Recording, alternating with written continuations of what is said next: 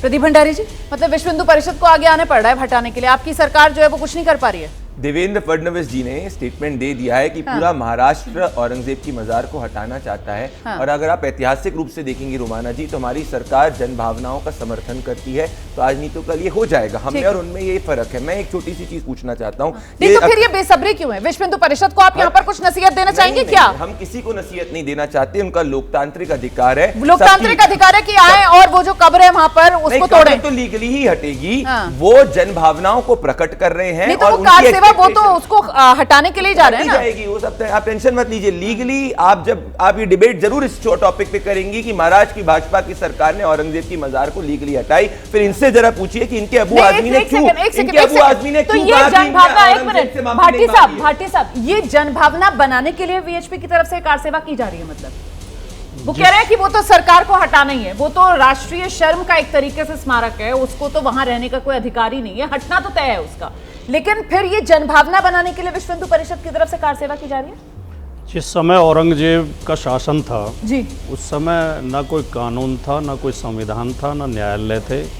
उस समय कोई भी राजा होते थे वो तानाशाह होते थे, अत्याचार करते थे, शोषण करते थे। आज देश में संविधान है, कानून का राज है, लोकतंत्र है, जनभावनाओं की अनदेखी नहीं होनी चाहिए। आज के दौर में जो लोग औरंगजेब की भाषा बोल रहे हैं, जो औरंगजेब उस समय कर रहा था या औरंगजेब के अलावा अन्य राजा कर रहे थे, कि राजा की मर्जी कानून होता था। नहीं तो ये आप ये कह रहे हैं औरंगजेब बैठे हुए हैं यहाँ पर, ये औरंगजेब की क्या इच्छा थी? की भाषा बोल रही है।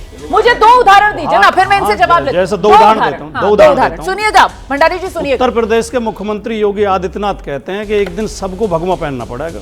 ये औरंगजेब की भाषा है। अपने जैसा सबको कर देंगे, जो मैं जिस धर्म को मानता हूं वो सबको मानना पड़ेगा, या मेरी जैसी वेशभूषा पहननी पड़ेगी, या मेरी मर्जी चलेगी। ये औरंगजेब की भाषा है।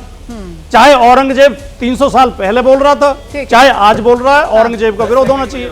दूसरी बात, नहीं एक मिनट पहले दूसरी बात ले लूं, फिर दूसरा उदाहरण आपसे लूंगी। एक एक करके बात कर लेते हैं। एक मिनट, औरंगजेब, नहीं मेरी बात सुनिए ना, जो उन्होंने यहाँ पर पॉइंट रखा कि साहब औरंगजेब क्या चाह रहा था, वो पूरी दुनिया को हरा बनाना चाह रहा था, पूरी दुनिया का इस्लामीकरण करना चाह रहा था।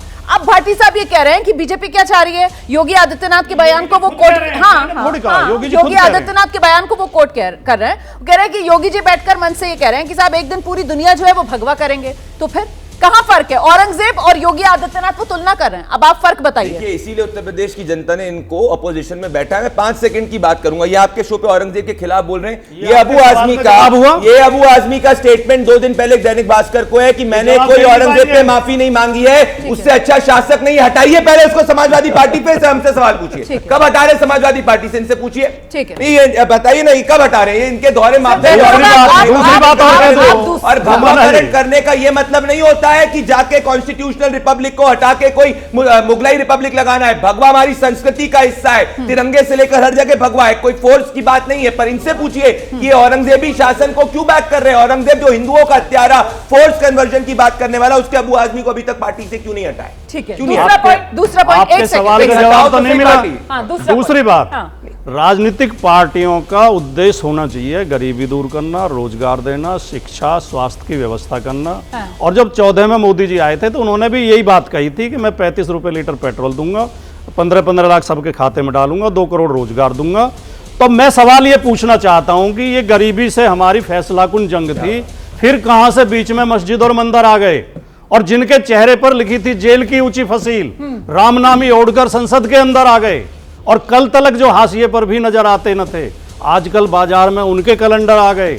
और जिनको सच कहना, सुनना और देखना भाता नहीं, कुर्सियों पर अब वही बापू के बंदर आ गए। अब जवाब सवाल ये है कि विषय को भटकाते हैं ताकि रोजी रोटी ना देनी पड़े, रोजगार ना देना पड़े, शिक्षा ना करनी पड़े। चलिए रोमाना जी, मैं एक एक करके करता हूं। इनकी फेवरेट मैगजीन है इकोनॉमिस्ट, खुलवा। इनसे मैं आपके शो पे चैलेंज करना चाहता हूं। इकोनॉमिस्ट ने कवर पेज करा है कि 30 करोड़ लोगों को मोदी सरकार ने गरीबी रेखा से निकाला है। दुनिया का कोई राष्ट्र ये नहीं कर पाया विदाउट कंप्लीट इंडस्ट्रियलाइजेशन, जो मोदी जी 5 किलो राशन बोलेंगे अब नहीं, क्योंकि पढ़ा नहीं है। खुद चैलेंज कर रहा हूं, अगर ये रिपोर्ट नहीं है तो बात करिए। भाटी जी 4 बार आप मेरे चैलेंज को करते हैं, हर दिन फेक न्यूज फैलाते हैं अखिलेश यादव जी जैसा। दूसरी बात कहना चाहता हूं मैं इनसे, और अगर जो सनातन को डेंगू मलेरिया एड्स हिंदुओं के खिलाफ साजिश करके संसद के अंदर बैठ सकते हैं, तो सनातन का सम्मान करने वाले, संविधान का सम्मान करने वाले संसद के अंदर बैठ रहे हैं। 14 में बैठे थे, 19 में बैठे थे, 34 में बैठे थे और 2029 में भी बैठेंगे और उनको बैठना। ठीक है, ठीक है, ठीक है, मैं 1 मिनट आ रही हूं, 1 मिनट।